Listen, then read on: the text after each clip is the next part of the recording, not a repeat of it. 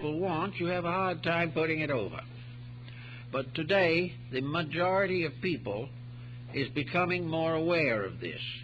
And day by day, every newspaper contains reports of new groups of private citizens getting out and doing the things that need doing. This is good. The reason they're doing it that way is because that was the way they were supposed to do it in the first place. We were never supposed to allow public officials to do our thinking for us. We were right in assuming a certain parental leadership. And if that leadership is wrong, then we do not have to follow it. It's just like a family with drunken parents. If this is the situation, it is not necessary that all the children become alcoholics. It is just the lack of the organization of life. It's the failure of education to actually educate people to be people, to be intelligent human beings. In Buddhism, we have this concept of the universal commonwealth, the great commune of existence. We are all citizens of something that extends beyond the stars. We are part of a tremendous universal democracy. We are part of a merit system that extends beyond the most distant galaxy. We are part of a rule that says, as ye sow, so shall ye reap. And if we begin to realize that, to the point that we realize that by sowing we must reap what we sow, therefore it is better to sow good seed in the first place, when we reach that, we will begin to be educated, because that is the basis of education, that the individual is responsible for his own actions, and groups of individuals are responsible for collective action. If the individual is willing to accept a universe in which laws are real, if he is willing to accept a purposeful destiny for existence, if he is willing to assume that this vast machinery of life that we know is governed by a primordial consciousness and intelligence, that there is a divine spirit, a universal soul behind all manifestation, and that this is not a theological problem, it is actually a scientific problem. The real science is cause and effect, immutable. One thing we can depend upon absolutely, a fact of cause and effect, and that this law is the primary manifestation of the divine purpose. That this law is the thing which has to be gradually discovered, built into a curriculum for the education of the young and the re-education of the old, built into a pattern by which we gradually come to accept what the ancients knew long ago, namely that there is a universal divine destiny that shapes the ends of everything that lives, and that regardless of what we think, this destiny is constantly working. We cannot deny it and then look even into the pages of contemporary history. We cannot read the daily newspaper without seeing final proof of cause and effect. We cannot watch the histories of the great, the strong, the evil, and the mediocre without realizing there is law and order in space and in place. Everything is ruled by principles that are infallible. And those are the only principles we have to obey. We do not have to obey corrupt man-made concepts of life, but we have to obey the divine plan of things. We have to recognize and accept that we are part of a great motion, and that this motion has as its ultimate the release and perfection of each living thing. We are all ensouled by a power that will not die. We are all part of a plan that cannot fail.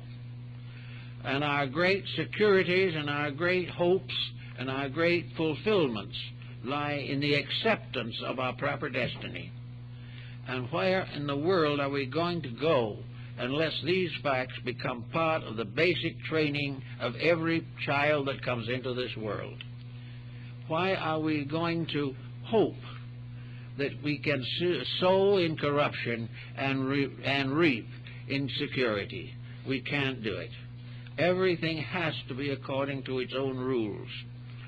The beginning of education, therefore, is to learn the rules of life. It isn't the beginning of education to do watercolor painting or basket weaving. It is not part of life for the average person today to learn Greek and Latin unless that's the thing he's dedicating his life to. It is, however, necessary, regardless of specialization in medicine, in law, in science, theology, arts, crafts, that the beginning of education is to realize that in the beginning is integrity, and that this integrity fulfills all the purposes of knowledge. Without it, all knowledge must inevitably fail. So somehow we've got to get this into the consciousness of educators. The only way we're going to get it into their consciousness, probably, is through the continuing failure of what they are doing. Little by little, they're going to alienate themselves. They're going to lose their leadership. They are going to be no longer respected and regarded, and the mistakes that they do not correct will be held against them in the fullness of time. In the meantime, we can't make all the major changes, but we can gradually bring our own personal conduct under the control of a universal law. Accept that we are responsible for our actions. If we injure the body, we are responsible for its sickness.